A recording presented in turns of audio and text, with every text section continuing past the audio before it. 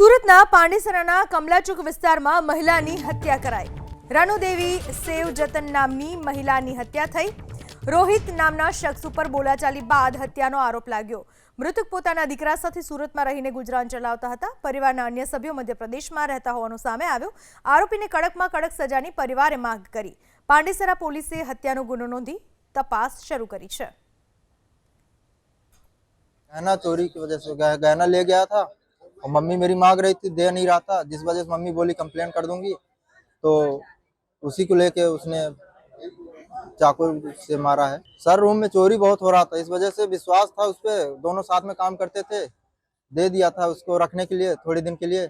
वही रिटर्न जब मांग रही थी तो उस वजह से वो दिया नहीं। રોહિત નામના શખ્સ ઉપર બોલાચાલી બાદ હત્યાનો આરોપ લાગ્યો।